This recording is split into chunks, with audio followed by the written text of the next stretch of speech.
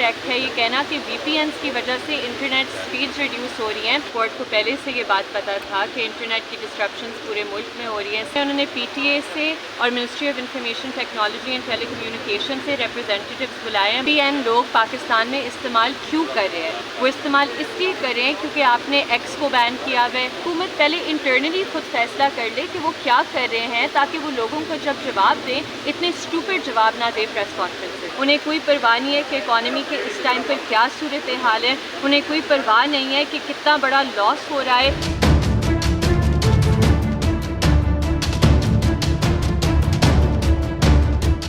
Fire وال internet سپیڈز کی reduction میں ہماری ہائی کورٹ میں پٹیشن زیر سماعت تھی.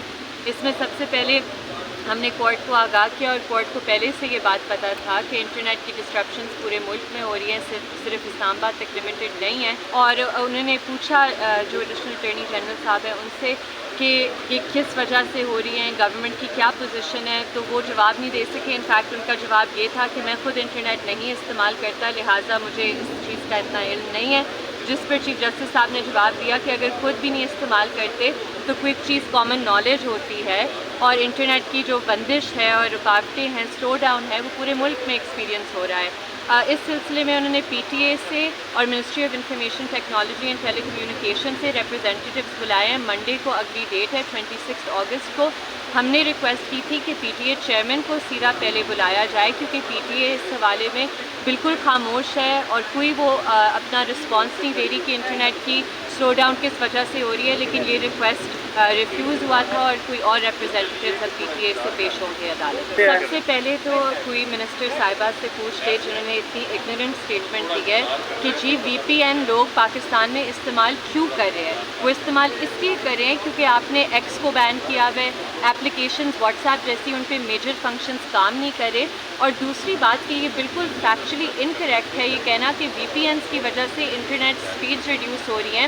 ایک طرف پہ منسٹر آف ڈیفینس کہتے ہیں کہ جی ہم فائر وال تو نہیں لیکن کوئی سائبر سیکورٹی میجرز انسٹال کر رہے ہیں.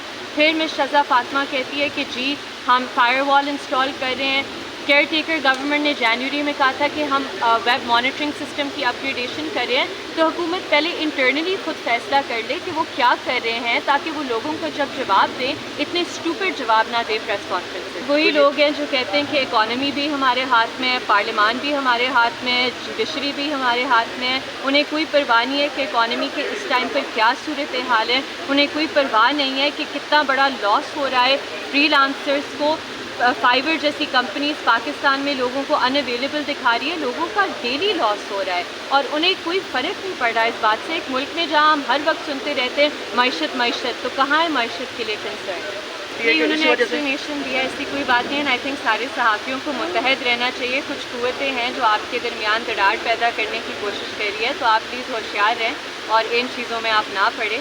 میر صاحب نے بھی کل وسیم بدامی صاحب کے شو پر بھی بات کی ہے اس پر. یہ مس انڈرسٹینڈنگز ہوتی ہیں اور لوگوں کو موقع نہ دیں کہ وہ یہ چیزوں کو ایکسپلوئٹ کریں. Thank you.